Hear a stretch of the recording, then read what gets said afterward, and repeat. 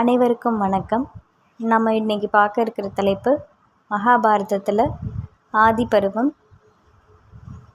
பகுதி 25. வாங்க வீடியோக்குள்ளே போகலாம்.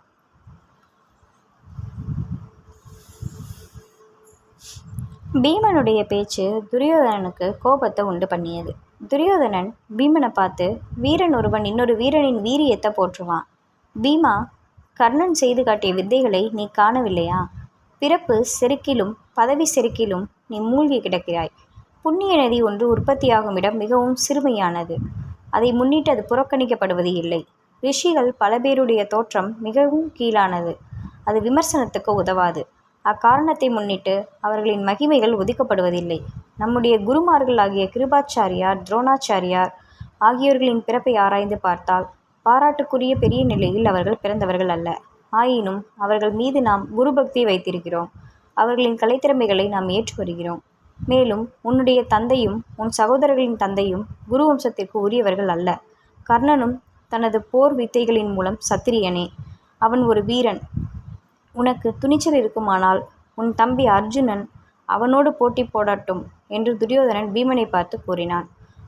அமர்ந்திருந்தவர்களில் பலர் துரியோதனனின் பேச்சை பெரிதும் பாராட்டினர். குருமார்கள் ஆகிய கிருபர், துரோணர் மற்றும் பெரியவர்கள் சிலரும் ராஜகுமாரனான அர்ஜுனனுடன் கர்ணனை போட்டியிட அனுமதிக்கவில்லை. மேற்கு திசையில் சூரியன் மறைந்தான். விளையாட்டுப் போட்டிகளும் ஒருவாறு முடிவுக்கு வந்தது. கூட்டத்தில் இருந்தவர்கள் கடைசியாக வந்து தன் வில் வித்தையை செய்து காட்டிய கர்ணனை பற்றி பேசிக்கொண்டு போனார்கள். சற்று முன்பு தலை சிறந்த வீரன் என்று சொல்லிய அர்ஜுனனை அவர்கள் இப்போது மறந்து போயினர். அர்ஜுனன் வில் வித்தையில் சிறந்தவன் என அனைவரும் காட்ட வேண்டுமென்று துரோணாச்சாரியார் எண்ணியிருந்தார். ஆனால் அவர் எண்ணியதுபடி நிகழவில்லை. துரோணாச்சாரியார் உள்ளத்தில் ஒரு எண்ணம் ஆழ்ந்து புதைந்திருந்தது. கர்ப்பமே வடிவான இருந்த துருபத மன்னனுடைய புகழுக்கு பங்கம் பண்ண வேண்டும் என்பது அந்த எண்ணம். அதற்கேற்ற காலம் இப்போது வந்தது. ராஜகுமாரர்களுக்கு துரோணர் கொடுத்து வந்த பயிற்சி முடிவுற்றது. அவர்கள் அதற்கு தட்சணை செலுத்த வேண்டும் என்பது ஆச்சாரியார் விருப்பமாக இருந்தது.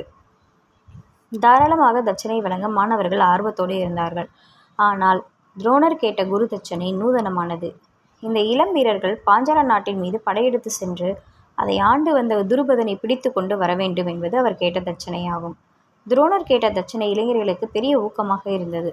அதுக்கு காரணமாக அவர்களிடம் இருந்த போர் திறமைகளை நடைமுறையில் கொண்டு வருவதற்கும் அனைவரும் தெரிந்து கொள்ளவும் நல்ல சந்தர்ப்பத்தை அது ஏற்படுத்தியது. பெரிய சேனை ஒன்றை திரட்டி கொண்டு பாஞ்சால நாட்டின் மீது அவர்கள் படையெடுத்து சென்றனர். அவர்களில் செயலை வேடிக்கை பார்க்கும் நோக்கில் துரோணரும் சென்றார். பாண்டவ சகோதரர்கள் போகும் வழியில் மற்றொரு முடிவு செய்தனர். போராட்டத்தில் ஆரம்ப நேரத்தில் தாங்கள் ஒதுங்கி இருக்க தீர்மானித்தனர். துரியோதனனின் தலைமையில் அவனுடைய சேனைகள் முதலில் போரிட துவங்கும். துரியோதனன் தள்ளுவுற்று போனாபின் அர்ஜுனனுடைய சேனை அதற்கு உதவி பண்ண வேண்டும் என்பதே அவர்கள் கையாண்ட போர் திட்டமாகும். துரோணாச்சாரியாரும் இத்திட்டத்தை ஆமோதித்தார்.